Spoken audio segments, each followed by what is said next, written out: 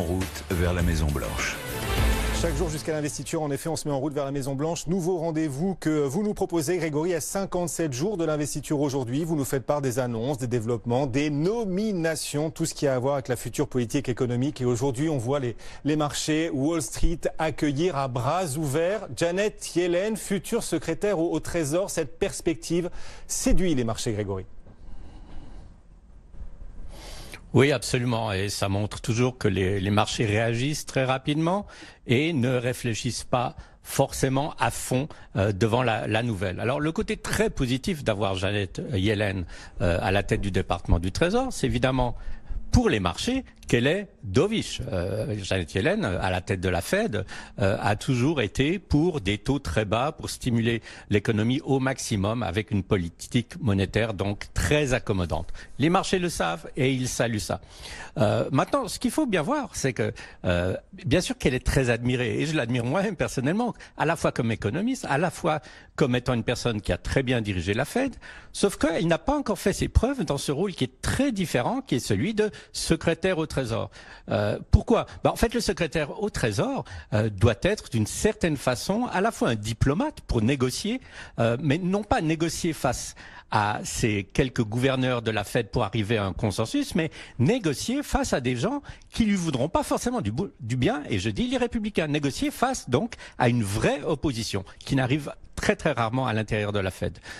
Et l'autre chose, c'est qu'en plus, Janet Yellen pourrait avoir un effet extrêmement positif si elle est à la tête du Trésor et que le Sénat devient démocrate. Par contre, si le Sénat reste républicain, comme on dit toujours que c'est le Sénat qui tient les cordons de la bourse, ce qui est vrai, Janet Yellen aura certainement un impact positif au niveau de son action à la tête du département du Trésor, et surtout dans sa communication et son teamwork, si on peut dire, son travail main dans la main avec Jérôme Powell, mais l'effet de son action sera quand même beaucoup moins sensible à cause d'une majorité donc républicaine potentielle au Sénat. Donc je pense que le marché a très normalement réagi positivement et ne se pose pas encore de questions. Ce qu'on entend aussi, et ça c'est intéressant, c'est que une question qui est plus un point d'interrogation, c'est quelle va être la position de Janet Yellen vis-à-vis de la Chine. Parce que par exemple, il y a quelques années, elle a fait une déclaration qui est reprise aujourd'hui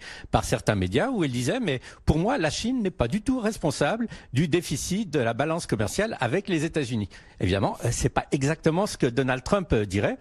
Donc là aussi, il va falloir voir dans ce rôle international qu'elle n'a pas vraiment eu. Si elle l'a eu, ça a été avec des banquiers centraux. Là, elle va devoir l'avoir, ce rôle international, dans des négociations commerciales. Beaucoup de travail pour Janet Yellen, très respectée, très admirée, mais qui a encore, en fait, quelque chose à prouver. Très intéressant ce que vous nous dites, alors que les marchés continuent d'acheter cette perspective de l'avoir secrétaire au Trésor. On parlera dans un instant des autres nominations par Joe Biden pour sa future administration, ses futures équipes. Juste quand même, en passant, un mot quand même de Donald Trump qui finalement accepte d'enclencher le processus de transition. C'est quand même un événement, Grégory. Oui, alors là, on l'a forcé la main. C'est ce fameux GSE qui est la General Administration, qui en fait, je dirais, tous les fonctionnaires américains, qui s'est recouvert par ce GSE, qui finalement donne l'accès à l'équipe de Joe Biden, aux administrations, aux dossiers de ces administrations et un budget pour la transition. Ça veut dire quoi? Ça veut dire que finalement, le gouvernement américain, par sa branche bureaucratique, reconnaît que Biden est élu président. C'est pas tombé dans l'oreille d'un sourd, évidemment. Trump le sait très très bien. Sauf que lui, il dit, bon, le GSE, c'est purement formel ce qu'ils font. Moi, je continue à penser que j'ai gagné. Et il continue à le dire. Il le disait hier, il le disait ce matin. Il disait les élections ont été truquées. Il faut recompter les voix manuellement, etc. Qu'est-ce que ça veut dire? Ça veut dire que, en fait, la transition se fait maintenant d'une façon beaucoup plus naturelle, beaucoup plus normale, avec cet accès pour l'équipe de Biden à toutes les administrations, à tous les ministères, si je puis dire, et que de son côté, Trump est de plus en plus isolé à la Maison-Blanche, avec quelques conseillers qui essaient de lui remonter le moral, et paraît-il, il pose même la question, mais qu'est-ce que je vais faire après le 20 janvier? Et c'est vrai que c'est une question. Est-ce qu'il va déjà se positionner comme candidat pour 2024? Est-ce qu'il va fonder une chaîne de télévision et de radio de médias.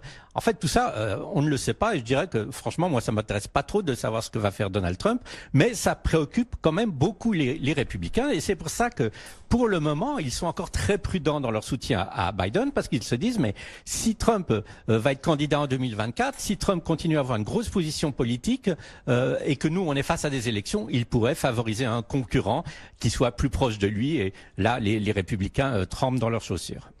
Ça reste tout cela évidemment en cours, histoire en cours de développement comme on dit aussi aux États-Unis, et Joe Biden qui avance ses pions, en tout cas qui avance tout simplement vers la Maison Blanche. On rappelle dans 57 jours son investiture. On évoquait Janet Yellen, future secrétaire au Trésor. Intéressant de regarder aussi qui Joe Biden a nommé pour la sécurité intérieure, un hispanique. C'est ça, un autre pied de nez peut-être à son prédécesseur Donald Trump, Grégory? En fait, c'est un très gros pied de nez pour une raison simple. Ce futur secrétaire à la sécurité nationale, en fait, Alejandro Mayorkas, il est né à Cuba, pays communiste. Il est venu avec sa famille quand il avait 1 an et il a vécu en Floride pendant très longtemps. Il a déjà eu des positions dans l'administration, mais pourquoi je dis c'est un pied de nez? C'est parce qu'il faut pas oublier que, en fait, Biden n'a pas gagné la Floride. Et c'était une grosse surprise. C'est Trump qui a gagné la Floride. Et on a dit Trump a gagné la Floride grâce aux émigrés cubains qui n'aiment pas du tout les démocrates, qu'ils considèrent trop à gauche. Donc là, il y a peut-être aussi, d'une certaine façon, à la fois un pied de nez à Trump. On nomme un émigré à la tête du département de la sécurité nationale, et puis on nomme un émigré qui va être responsable de l'immigration, d'une certaine façon, qui va être responsable de ce qui va se passer avec le fameux mur entre les États-Unis et le Mexique, qui va être responsable des réfugiés, de tous ces gens qui n'ont pas un statut légal aux États-Unis. Donc c'est un signe très fort, je dirais, et très positif. Évidemment, c'est quelqu'un qui connaît bien le sujet de l'immigration. Il a beaucoup travaillé à ce niveau-là, et on peut attendre de lui certainement, alors je dirais, un revirement à 100% par rapport à la politique extrêmement restrictive d'un Donald Trump. Voilà, et d'autres nominations qui elles aussi constituent des pieds de nez à Donald Trump, à la défense, pas seulement à la défense, également Grégory, nomination au climat qui pourrait faire grincer les dents du côté des Républicains. Oui, alors à la défense, on entend que ça va être une dame qui se nomme Michèle Flournoy, qui est en fait l'associée de Blinken dans une compagnie privée de conseil stratégique qui s'appelle Wessex. Donc là aussi, ça va faire un binôme. On est en train de construire des binômes aux États-Unis. C'est intéressant. Binôme entre le département de la Défense et le département des Affaires étrangères, Secretary of State. Vous faites aussi allusion à John Kerry. Ça pose peut-être un tout petit peu plus de problèmes. John Kerry, évidemment, c'est un candidat malheureux en 2004 à l'élection présidentielle. Ça a été un secrétaire d'État. Il a toujours été pour l'environnement, ça c'est clair. Mais en même temps, John Kerry n'est pas connu vraiment comme un négociateur avec une poigne de fer. Et il va falloir vraiment négocier si on parle de l'environnement. Évidemment que les États-Unis vont rejoindre l'accord de Paris, mais quand on dit négocier, c'est justement être face à des pays qui sont peut-être pas forcément au niveau de cet accord de Paris, et les yeux se tournent évidemment quand on parle de ça vers la Chine, vers l'Inde, vers des pays très très importants. Est-ce que John Kerry, qui a la carrure et le charisme, certainement, est-ce qu'il a une main de fer dans un gant de velours? Peut-être, on verra. Bon, une administration qui parlera français, en tout cas entre John Kerry